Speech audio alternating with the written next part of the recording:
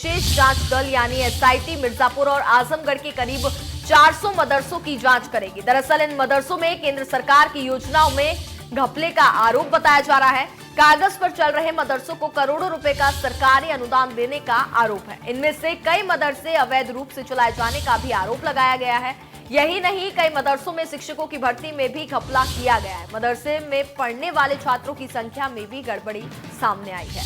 कई मामलों में मदरसे शिक्षक और छात्रों के स्थान पर ना होने की शिकायत भी सामने आई है। एसआईटी अब मदरसों की जमीनी हकीकत तलाशेगी। एक आरटीआई से घपले का खुलासा हुआ।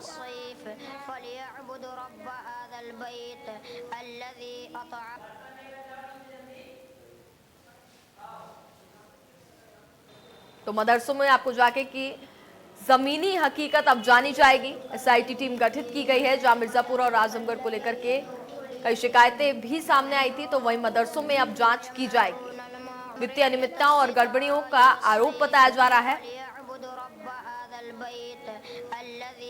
कई मदरसों के अवैध संचालन का भी आरोप सामने आया है। तो मदरसों की अब एसआईटी जांच होगी, जहां मिर्जापुर और आजमगढ़ के मदरसों की जांच की जाएगी। वित्तीय अनियमितताओं और गड़बड़ियों की एसआईटी पूरी जांच करेगा। आपको बता दें कि शिक्षकों के दस्तावेज की भी जांच फिलहाल की जाएगी।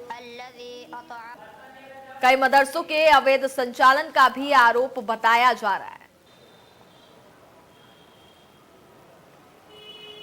मिर्जापुर और आजमगढ़ में आपको बता दें कि मदरसों की फिलहाल जांच होगी। एसआईटी टीम गठित कर दी गई है। कई आरोप इसमें निकलकर सामने आए हैं, जिसके बाद आपको बता दें कि एसआईटी जांच गठित की गई है और 400 मदरसों की जांच करेगी एसआईटी। कई मदरसों में आपको बता दें कि अवैध संचालन का आरोप भी सामने आया है। ऐसे में मदरसों में शिक्षकों की भर्ती में घोटाले का भी आरोप बताया जा रहा है। मिर्जापुर और आजमगढ़ के मदरसों की जांच होगी और बताया जा रहा है करीब 400 मदरसों की जांच की जाएगी।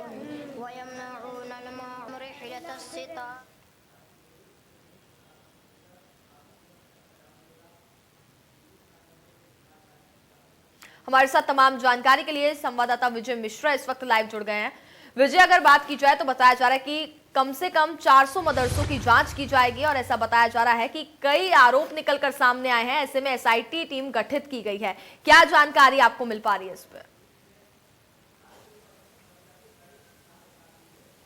बिल्कुल कनिका, जिस तरह की जानकारी है कि योगी सरकार आने के बाद से ही मदरसों को लेकर के विशेष रूप से जांच की जा रही थी। हालांकि यहां पर एक आरटीआई के जरिए से ये पूरा खुलासा हुआ है कि यहां पर जो मदरसे थे, यहां पर कहीं पर शिक्षकों की कमी थी, तो कहीं पर एक शिक्षक जो है वो कई बार उनके नाम दोहराए गए थे, यानी एक ही शिक्षक कई मदरसों में काम कर रहे हैं। कहीं पर छात्र ही नहीं थे, छात्रों की संख्या को लेकर के घपला किया गया था। तो इन तमाम चीज़ों को लेकर के ये जाँच जो है वो एसआईटी करने जा रही है, जिसमें करीब 400 मदरसे जो है उसकी जद में आ रहे हैं और इन सभी मदरसों की शिकायत हुई थी। आरटीआई के जरिए से इसका खुलासा भी हुआ था कि इन सब मदरसों में लगातार जो है वो वित्तीय अनियमितताएं हैं, चाहे यहाँ पर छात्रवृत्ति के नाम पर हो या फिर शिक्षकों को वेतन देने के नाम पर हो या फिर शिक्षकों की संख्या को लेकर के हो, यहाँ पर छात्रों की संख्या को लेकर के हो। इन तमाम इस तरह की अनियमितताएं थी जो आरटीआई के जरिए खुलासे में सामने आई थी, जिसके बाद इसकी जाँच जो है वो शुरू हुई थी। अब इस पूरे मामले की जाँच जो है वो एसआईटी करेगी और इस पूरे मामले की जाँच के बाद वो अपनी रिपोर्ट जो है वो सरकार को सौंपेगी, जिसके बाद शायद सरकार इन सभी मदरसों के ऊपर नकेल जरूर कसेगी आने वाले दिनों में, क्योंकि जिस तरह की वित्तीय अनियमितताएं सामने आई है उससे बिल्कुल साफ है कि इसको लेकर के सरकार की कार्रवाई जल्द होने वाली है। बिल्कुल विजय, वही बताया जा रहा है कि शिक्षकों के पूरे दस्तावेज भी खंगाले जाएंगे। पूरी तरीके से जो अब जांच है वो इस पर बिठा दी गई है। ऐसे में देखा जा रहा है कि तमाम कई खुलासे जो है वो इस दौरान हो सकते हैं।